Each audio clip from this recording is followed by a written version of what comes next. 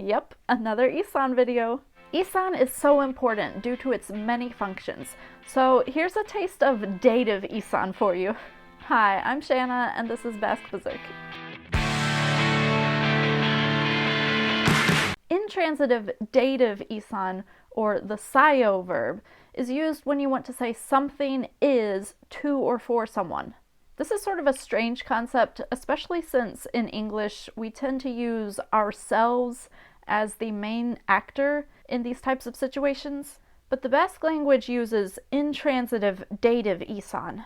For example, in English we say, I like this car, or I am interested in this car. In Basque, instead of myself being the one who is actively doing or feeling something about this car, the car is impressing something upon me. Here are some examples. Oh, and I somehow convinced a Basque to lend me his voice for these. Eskerrik asko, Dani. Kotxe hau niri gustatzen zait. This car is pleasing to me.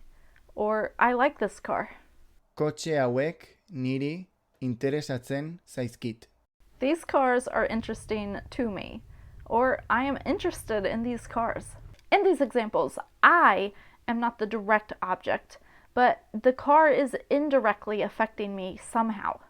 And this is how the intransitive dative system works. The car is just existing, being interesting, or doing something else intransitively, or sometimes transitively. But the point is, it indirectly affects me, though it doesn't directly do me. Is that weird?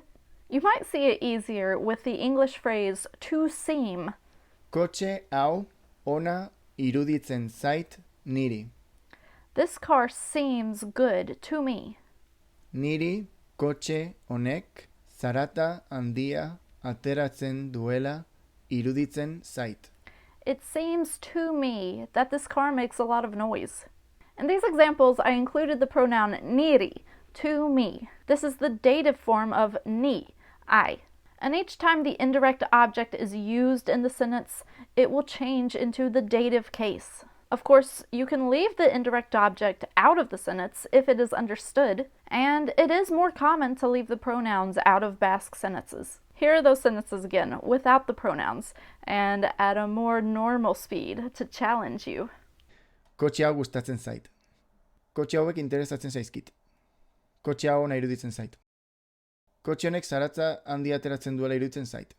You can use the verbal noun to say you like doing something. Kotxeak gidatzea gustatzen zait.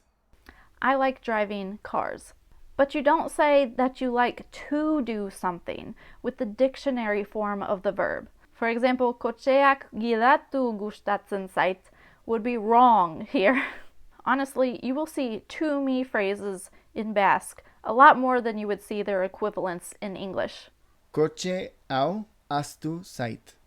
This car is forgotten to me, or I have forgotten this car. Kotxe hau ahaztu dut. I have forgotten this car. Forming intransitive dative Isan is much more regular than forming plain old intransitive Isan. Just like any other regularly conjugated verb, we remove the prefix and the suffix to find the root. In this case, we remove the I prefix and the N suffix, and thus we have the root sa, which we'll leave in black. And then after sa, we add a dative marker, which here is I, which I will put in pink. And so the middle of the verb becomes sai. Since we're only covering the third person subjects it and them in this video, and third person markers don't actually exist, we'll just leave the subject space blank. But I will still leave the dash red to indicate the lack of subject marker. If the subject is singular it, we can then finish up the verb and add on the blue dative personal markers at the end. T for me, it is to me. Zait. O for him, her, it. It is to him, her, or it. Zaio. Gu for us. It is to us. Zaigu. Su for you. It is to you. Zaizu. Sue for you all. It is to you all. Zaizue. E for them. It is to them. Zaie. If the subject is plural they, we add on a green plural marker, ski, after sai and before the personal dative suffixes. They are to me. Zaizkit. They are to him, her, or it. Saizkio. They are to us. Saizkigu. They are to you. Saizkizu. They are to you all.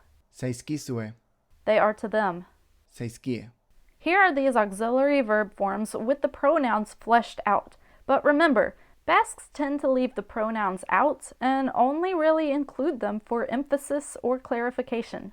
Ura, niri, sait. Ura, ari, saio. Ura, guri, saigu. Ura, zuri, zaizu. Ura, zuei, zaizue.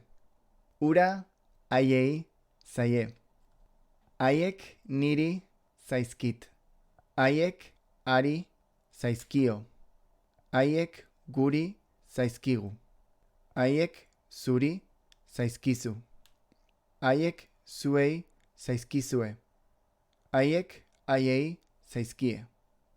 Remember, the person or thing being indirectly affected is in the dative case.